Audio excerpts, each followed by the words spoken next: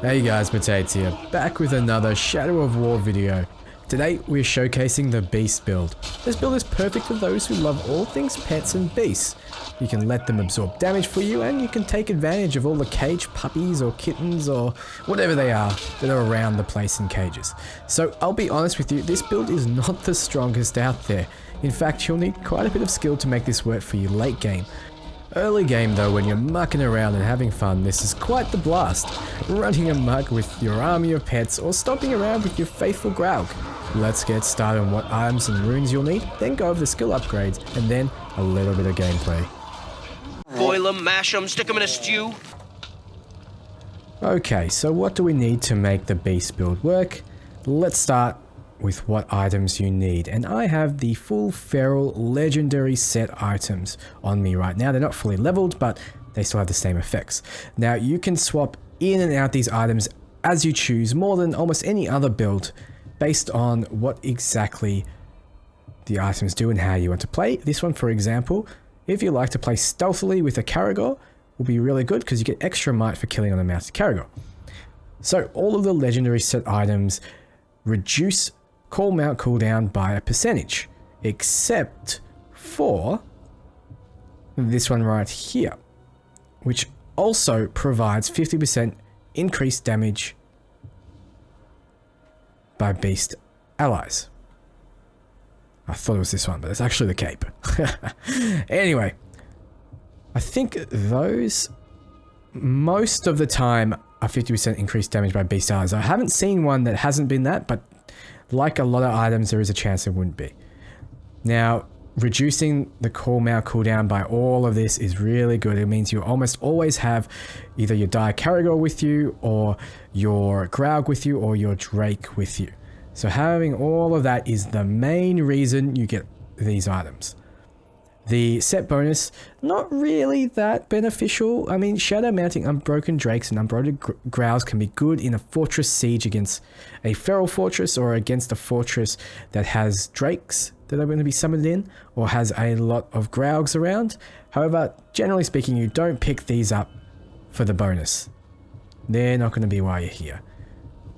You're here for the extra damage, and here for the call mount cooldown. Now, any item that gives more damage from beasts is a good idea to pick up. Now, in terms of gems, being a little bit more tanky is okay. So increasing the damage you do with the sword isn't necessarily going to be a good thing, since you will be on a beast a lot of the time, or will have them helping you. So once you jump off, you probably want to start getting some health back. So having that option there is always good. Same with stealth as well. If you're a little bit low, stealth away, go and kill someone, get some of your health back. Range, almost always going to want to do more damage with that. So put in that warrior gem, and then you want to do more damage overall from having your chest piece with a warrior gem, and with having your cloak with a warrior gem. This will increase your mounted damage as well. So overall 30% increased damage with these two, which is really good. And this will increase the damage your followers can take, which is good for your beasts. This will equate to more than the warrior gem, which increases their damage slightly, but this is more of a benefit. They will last longer, they'll take more damage. That's what you want. Now, in terms of skills, let's go over that now. I'm going to keep this fairly brief. All of these are going to be personal choice. Since this build is focused very primarily around the mounted tree, this is all how you want to play when you're not mounted, and how you want to support your mounted buddies. Predator tree, again, this is all personal choice, how you want to play. This can be swapped in and out. Range, once again, just make sure you get Shadow Strike, because you need that for Shadow Mount. But other than that, these are all based on how you want to play. You might want to use Firestorm for a Mighty Shot, and you might want to use Poison Blast for Elven Light, just so you can propagate Balefire. But other than that, don't really need to follow any set structure here. The main thing you want to focus on is getting these. Caragor Rider is essential. Getting Bestial Rage is even more essential, because now, as we'll show later on during the gameplay, if you jump on your Caragor and you howl, you will be able to do so without any might. It will sacrifice a little bit of health, but that's okay because you'll summon in quite a few Caragor actually, and you have a little army going. And that's what you want. Graug Rider, once again, I've mentioned this many a times in other build videos. Enduring Fury is the way to go over Durang Force because you will be getting more might, getting off those executions, which do give you health back. So getting extra health back is not really that beneficial since this will be doing more damage as well as getting more health back. Cool mount. I stick with Dire Caragor and I'll show you why. Though you can go with Grab Call or Drake's Song. I call it Drake's Song. I don't know why it's called Dragon Song. You summon a Drake, not a dragon. It's Drake's Song, damn it. Alright, Dire Caragor and Graug Call. Pick between those based on your personal choice. I'm choosing Dire Caragor though. Get Packmaster, even though probably don't need it since you will be having that Dire Caragor, which will dominate all the other Caragors around it. That's what Dire Caragor does. It's the alpha. Any enemy Caragors that aren't mounted will be turned to your side. Okay, Scales of Iron and Dragon Rider. Mentioned this before. Your Drake will take less damage even if you aren't on them, and the Drakes are taken out pretty easily, so you want this over this, because shooting more fireballs isn't necessarily a good thing when you're about to die and your Drake dies. Okay, Drain, any of those are okay, but depends on how you want to play. I get Domination so you can make a little army, and perhaps you want to mix in 2 mythic set items into your little beast build there, and then you can have a little army of followers and beasts, which all benefit off your items. Then Spectral Glaive doesn't really matter, Ring Wraith doesn't really matter, Shadow Strider doesn't really matter as well. Core followers, you want a bodyguard that has bonuses to beasts. That's what you want. If you can summon in Caragor packs, if you can summon in a Graug, any of that will benefit you because they'll be on your side.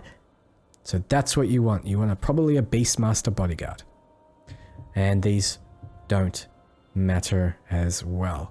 So very quick explanation there. If you want more detail, you probably should jump into another build video because honestly, this is all about just the mounted tree here. These all don't matter. This is how you want to play besides being mounted. And there's a lot of options there. These are my recommendations so far, the ones that I've already selected. So go with those and you should be okay. Now, let's go into some gameplay now. Now, first thing you want to do is summon your faithful companion, your Dire Caragor here. Immediately jump on, and you will notice you can howl anytime you want. His health goes down a little bit, but that's okay. Howl again. Health goes down, and see, I've got 2 little faithful pets here. Howl again, and now I've got 3. And I think 3 is the max you can get, but I had 3 faithful pets. That's very good. So what we can do is we can get some of our health back by stealth killing, and we can go on a bit of a rampage here. These Caragors will stealth with you, like so. And you can take out whole fortresses with your little pets. The one weakness, there's a lot of weaknesses of this build. It is more of a meme build than it is a legitimate build, but any captain that has immunities to beasts will be extremely hard for you to kill. So now that we started battle, very simply, do your thing. Now you can shoot from the back as well. Your Caragors will continue to fight with you. Like so. And it should be fairly easy to take out groups of grunts. Now look how fast the bottom middle there, my Caragor mount is regenning. How quick the cooldown is cooling down with all of those set pieces. So you should, with this build, be able to re-summon your beast very, very quickly. Probably twice in the fight, if the fight goes long enough, so keep that in mind. There we go. Turns to our side, so because we're on an alpha, will mean we'll always have a pack of Caragors. And here is a little group here of Caragors. We're now turn to our side. We can do an execution whenever we want on the back of Caragor. Once again, we will sacrifice some health, but it will let us do those attacks. He's elite guards, only wearing underwear, surprisingly. So we have our... We need to get rid of that, or we will die. There we go. So, our faithful pet is still fighting alongside us.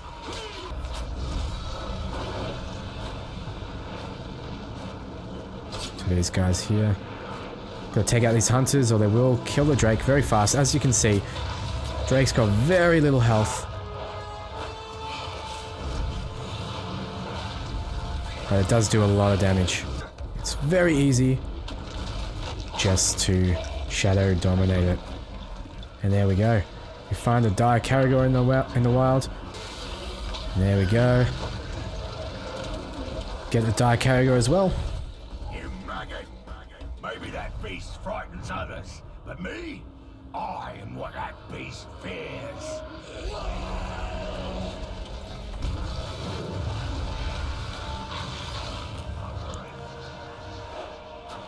Especially with the items that we have.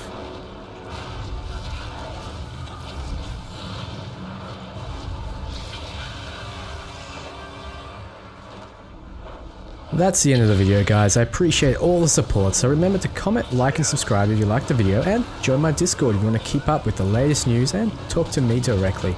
I'm Potates, and see you soon.